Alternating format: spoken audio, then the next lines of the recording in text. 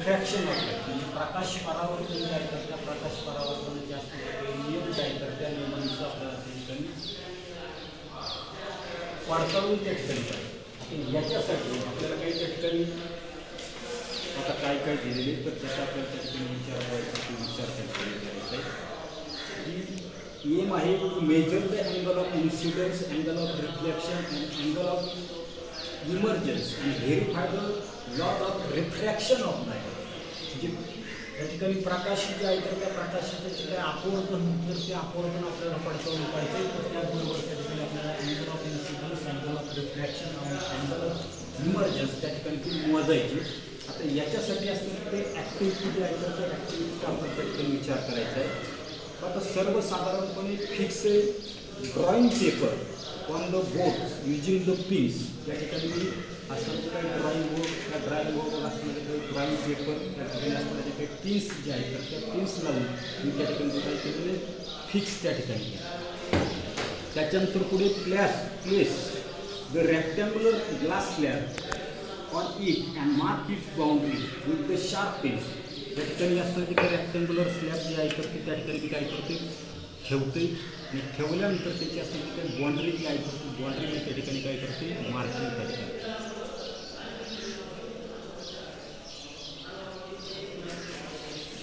अशा पद्धतीची असणारी काही बाउंड्री जी आहे तर ती बाउंड्री मी त्या ठिकाणी मारते. त्याच्यानंतर पुढे सांगितलं आपल्याला remove the glass slab and draw a normal M1 N1 at the bottom at the point O. या ठिकाणी असणारी काही चिप जी आहे तर ती चिप मी त्या ठिकाणी काढली. त्याच्यानंतर याच्यावर मी त्या ठिकाणी पॉईंट जो आहे तर तो पॉईंट त्या ठिकाणी घेतोय आणि या ठिकाणी मला काय करायचं नॉर्मल जे आहे तर ती नॉर्मल त्या ठिकाणी सर्वसाधारणपणे नॉर्मल काढायचं मी काय करतो 90 डिग्री जे आहे तर त्या 90 डिग्रीचा अँगल जो आहे तर तो अँगल त्या ठिकाणी तयार करतो आणि मग ती असणारी काही नॉर्मल जे आहे तर ते नॉर्मल मी त्या ठिकाणी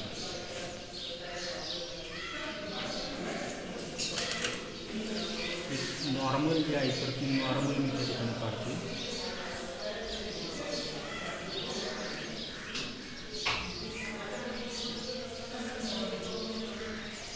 अशी नॉर्मल जे आहे तर ती नॉर्मल मी त्या ठिकाणी तिला नाव देतो मी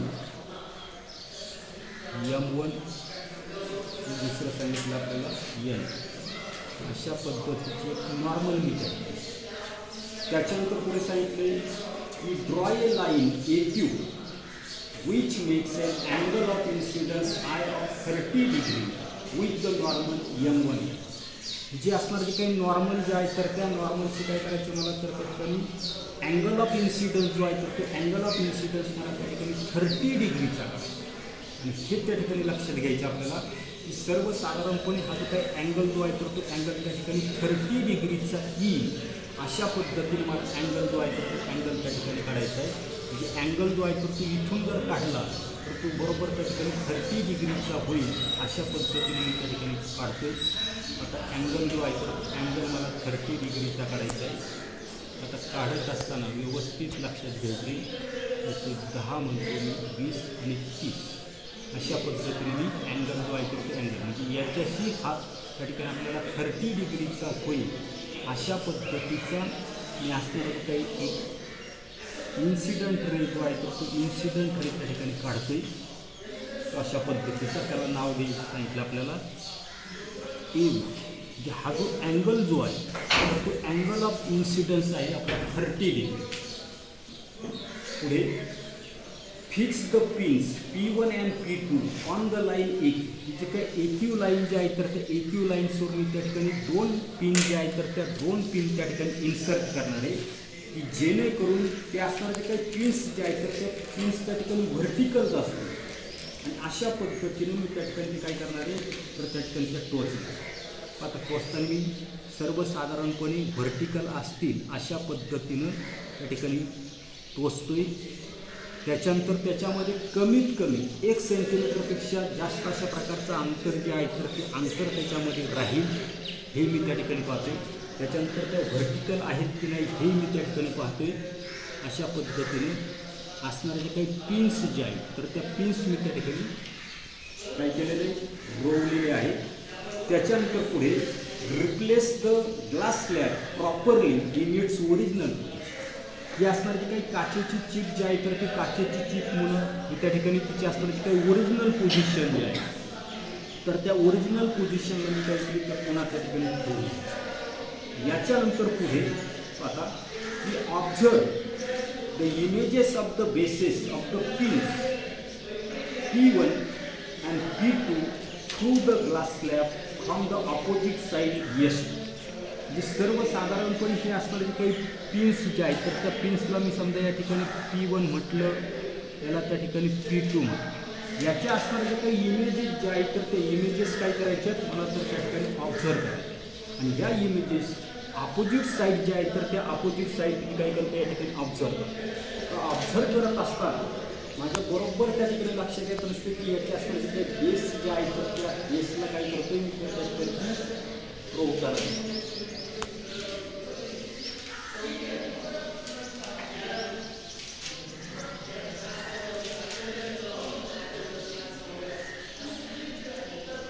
अशा पद्धतीने तुम्ही या बाजून पाहिजे बरोबर तुम्हाला ती बरोबर त्या तिन्हीच्या तिन्ही एकाच रेषेमध्ये आहेत.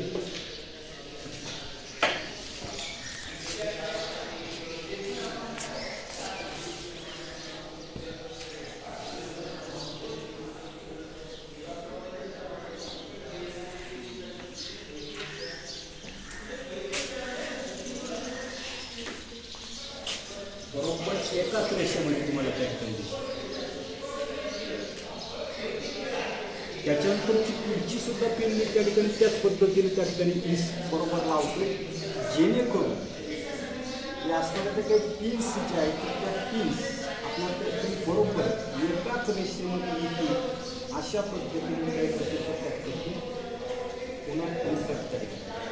खालून जर मी त्या ठिकाणी जर पाहिलं तर मला त्या बाजूच्या दोन पिन्स आणि या बाजूच्या दोन पिन्स बरोबर त्या ठिकाणी एकाच सरळ रेषेमध्ये मला त्या ठिकाणी दिसतात.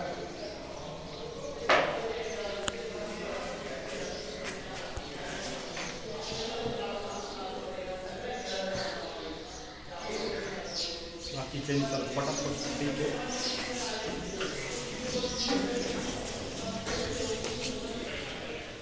अशा पद्धतीने या असणाऱ्या काही पिन्स जे आहेत तर त्या पुढे remove the pins P3 and P4 and mark their position by the small circle. त्या ठिकाणी याचे काही पिन्स जे आहेत तर त्या पिन्स मी त्या ठिकाणी काढून घेतो, त्याला सर्कल त्या ठिकाणी करतो. ही पिन्स त्या ठिकाणी काढून घेतोय, तिला मी त्या ठिकाणी सर्कल जे आहे तर ते सर्कल करतो. त्याला त्या ठिकाणी P3 आणि याला मी त्या ठिकाणी P4 त्या ठिकाणी. त्याच्यानंतर पुढे ही स्लॅब जी आहे तर ती स्लॅब त्या ठिकाणी रिमूव्ह केली. त्याच्यानंतर पुढे ही draw BC to the points P3 आणि P4. जी काही P3 आणि P4 जे आहे तर तुम्ही त्या ठिकाणी मागे त्या ठिकाणी वाढून घेता दिसते. अशा पद्धतीने काही केली या ठिकाणी वाढून घेता. याला मी काय म्हटलं BC त्या ठिकाणी, समजा याला C म्हटलं, याला या ठिकाणी मी B म्हटलं. BC जे आहे तर ते BC काय केली मी त्या ठिकाणी मागे वाढून घेतली. त्याच्यानंतर पुढे join the OB and draw normal M2 N2 at point B. त्याच्यानंतर पुढे काय सांगितलं आपल्याला OB जो आहे हा O आणि B त्या ठिकाणी जॉईन करायचं. आता मी जॉईन करतोय OB.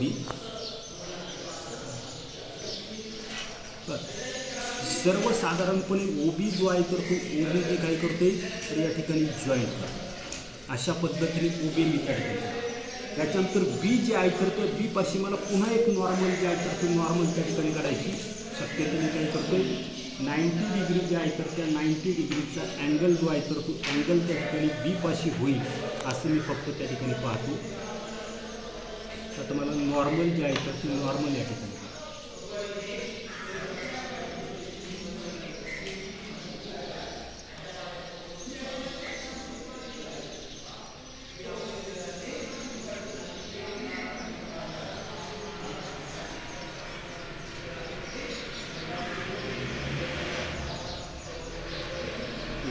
नॉर्मल जे आहे तर ती नॉर्मल मी या ठिकाणी काढली अशी ही या ठिकाणी मी काय केली नॉर्मल जे आहे तर ती नॉर्मल काढली.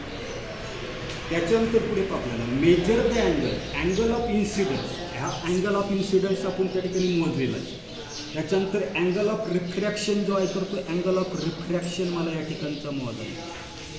त्याच्यानंतर पुढे आपल्याला अँगल ऑफ इमर्जन्स जो आहे तर तो अँगल ऑफ इमर्जन्स म्हणजे या ठिकाणचा असताना तो काही अँगल ऑफ इमर्जन्स जो आहे तर तो अँगल ऑफ इमर्जन्स मला करायचा.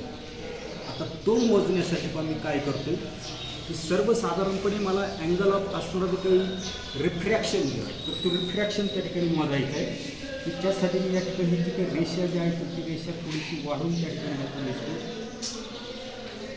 अशा पद्धतीची. आणि मग मला या ठिकाणी अँगल ऑफ रिफ्रॅक्शन जो आहे तर तो अँगल ऑफ रिफ्रॅक्शन त्या ठिकाणी मोजायचा आहे. आता हा जर अँगल ऑफ रिफ्रॅक्शन जो आहे तो किती भरतोय तर त्याचा आपल्याला विचार करायचा आहे. थोडासा फॉल्ट त्याच्यामध्ये होते 15 झाला.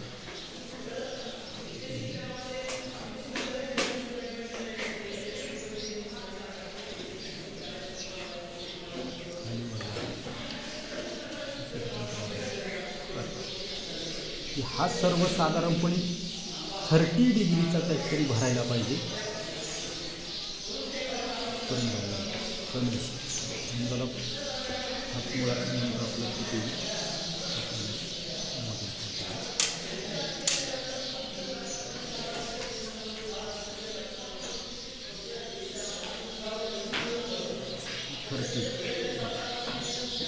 30 भरायला पाहिजे. बरोबर आहे तू काय प्रॉब्लेम नाही. आता पुन्हा एकदा व्यवस्थित त्या ठिकाणी पहा तर आपल्याला अँगल ऑफ रिफ्रॅक्शन जो आहे तर तो अँगल ऑफ रिफ्रॅक्शन मोजायचा आहे. तर या ठिकाणी 10 आणि हा 15 येताना दिसतो. अँगल ऑफ रिफ्रॅक्शन जो आहे तर तो 15 आहे. म्हणजे अँगल ऑफ इन्सिडन्स 30 आहे. याच्यापेक्षा त्या ठिकाणी कमी येते 30पेक्षा कमी आपण त्या ठिकाणी आलेलं आहे 50 डिग्री सेंटीग्रेड 50 डिग्री. अशाच पद्धतीने आपल्याला अँगल ऑफ इमर्जन्स जो आहे तो ते अँगल ऑफ इमर्जन्स सुद्धा या ठिकाणचं मोजायचा आहे. तो मोजण्यासाठी मी पुन्हा त्या ठिकाणी थोडंसं त्या ठिकाणी ती वाढवून घेताना दिसतो जेणेकरून तो आपल्याला व्यवस्थित त्या ठिकाणी मोजते. अँगल ऑफ इमर्जन्स त्या ठिकाणी आपल्याला हा जो काही अँगल ऑफ इमर्जन्स जो आहे तर तो अँगल ऑफ इमर्जन्स आपल्याला पुन्हा मी त्या ठिकाणी मोजते पहा. हा बरोबर शार्प 30 डिग्रीचा त्या ठिकाणी वाटतो. या ठिकाणी लक्षात येतं नसते की 10, 20 आणि 30 या ठिकाणी अँगल ऑफ इमर्जन्स जो आहे तर तो अँगल ऑफ इमर्जन्स ॲक्झॅक्ट आपला 30 डिग्रीचा त्या ठिकाणी. म्हणजे अशा पद्धतीचे असतात काही रिडिंग्स जे आहेत तर ते रिडिंग्स तुम्हाला प्रॅक्टिकलच्या परीक्षेला त्या ठिकाणी लिहायची ती त्या ठिकाणी लक्षात. आता इथे लक्षात घ्यायचं की सर्वसाधारणपणे अँगल ऑफ इन्सिडन्स आणि अँगल ऑफ इमर्जन्स सारखेच त्या ठिकाणी असतात. आणि असणार तो काही अँगल ऑफ रिफ्रॅक्शन जो आहे तर 30पेक्षा निश्चितच त्या ठिकाणी कमी असते एवढं त्या ठिकाणी लक्षात घ्यायचं. म्हणजे अशा पद्धतीचं एक असणारं ते काही रिडिंग जे आहे तर ते रिडिंग मी त्या ठिकाणी घेतलेले. अशाच पद्धतीचं आपल्याला पुढचा असणारा काही अँगल जो आहे तर तो पुढचा अँगल त्या ठिकाणी 45 डिग्रीचा जर घेतला तर काय होईल तर त्याचा आपल्याला विचार जो आहे तर तो विचार त्या ठिकाणी करायचा आहे. पहा आता 45 डिग्री जो आहे तर तो 45 डिग्रीचा अँगल मी त्या ठिकाणी तयार करतो. दुसरं असताना की काही सीट जे आहे तर त्या दुसऱ्या सीटचा त्या ठिकाणी विचार करणार आहे. प्रॅक्टिकलला तुम्ही एकच सीट त्या ठिकाणी वापरलं तरी चालेल.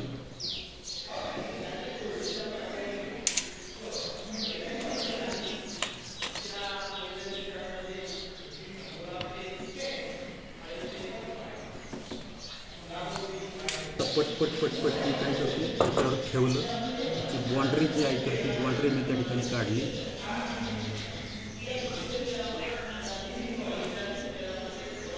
बाँड्री काढल्यानंतर मला काय करायचं याच्यावर एक पॉईंट जो आहे तर तो ओ पॉईंट मी त्या ठिकाणी घेतला आहे. तिथे मला काय करायचं नॉर्मल जे आहे तर ते नॉर्मल मला त्या ठिकाणी काढायची.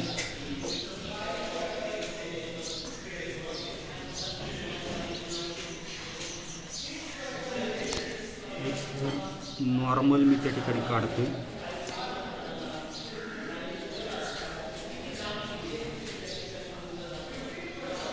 अशी एक नॉर्मल काढली.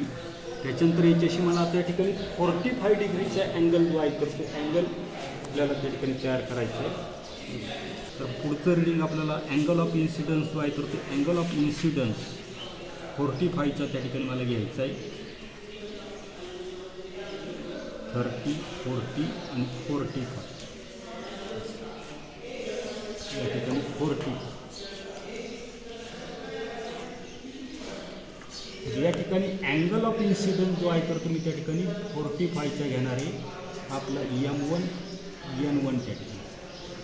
त्याच्यानंतर पुन्हा मगाच्यासारख्या असताना काही काचेची चिप जी आहे तर ती पुन्हा मी याच्यामध्ये ओरिजिनल पोझिशन जी आहे तर त्या ओरिजिनल पोझिशनला ठेवून देणार आहे. याच्यामध्ये 2 टाचण्या ज्या आहेत तर त्या 2 टाचण्या मी पुन्हा त्या ठिकाणी टोचतोय. व्हर्टिकल राहतील अशा पद्धतीने मी त्या ठिकाणी त्या टोचण्याचा प्रयत्न त्या ठिकाणी करतोय.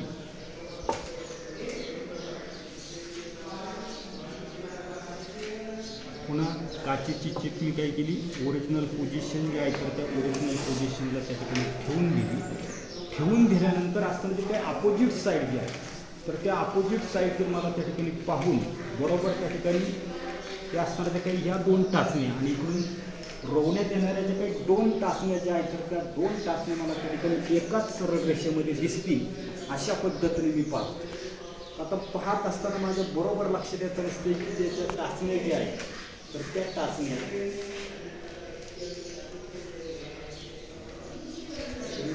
व्यवस्थित त्या ठिकाणी वाकले तरच तुम्हाला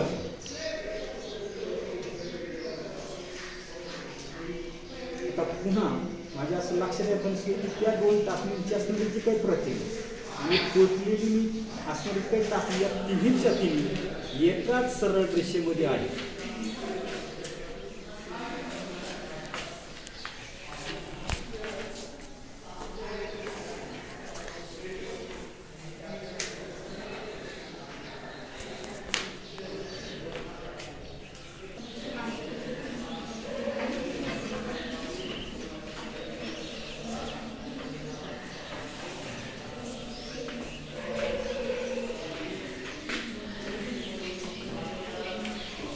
अशा पद्धतीने बरोबर या 2 आणि या 2 एकाच सरळ रेषेमध्ये आहेत.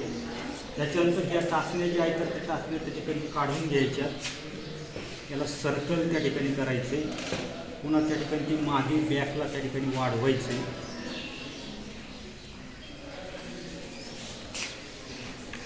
वाढवलं मी. याला आपलं नाव जे आहे तर ते B असणार आहे. हा त्या ठिकाणी आपला C असणार आहे. हा P3 असणार आहे. हा P4 असणार आहे. पुन्हा B पाशी एक आपल्याला नॉर्मल जे आहे तर ती नॉर्मल त्या ठिकाणी काढायची.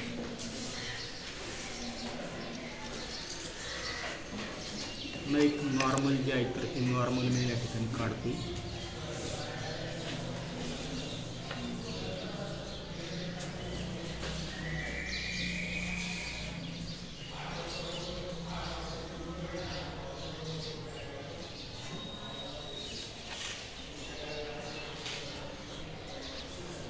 अशी एक नॉर्मल मी त्या ठिकाणी काढली. पुन्हा हा B आणि O त्या ठिकाणी जॉईंट करायचा आहे. B आणि O जॉईंट केला. पुन्हा आपल्याला या ठिकाणी अँगल ऑफ रिफ्रॅक्शन आणि अँगल ऑफ इमर्जन्स त्या ठिकाणी मोजायचं. आता मोजायचं आहे आपल्याला. मी वाढून घेतो, एक्सटेंड त्या ठिकाणी करतो जेणेकरून मला त्या ठिकाणी पुढे ती दिसेल या हिशोबाने मी वाढवतो. Angle of refraction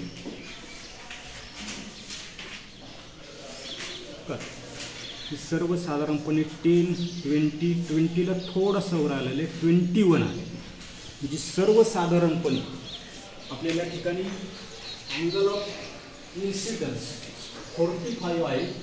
angle of refraction जो आहे तर तो 21 डिग्री आहे. आता अँगल ऑफ इमर्जन्स सर्वसाधारणपणे 45 त्या ठिकाणी तो यायला पाहिजे किंवा त्याच्यापेक्षा थोडासा कमी जास्त होऊ शकतो.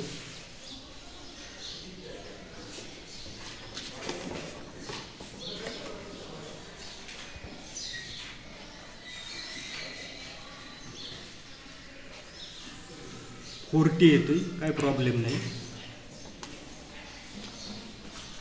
40 अशाच पद्धतीने तुमचं असणारी काही रिडिंग जे आहे तर ते रिडिंग तुम्ही घेऊ शकता. त्याच्यानंतर साइन आय आणि साइन आर कॅल्क्युलेशन तुम्ही त्या ठिकाणी करू शकता. येते आता बाकीच्यांनी ऐकायचं की सोमवारी आपल्याला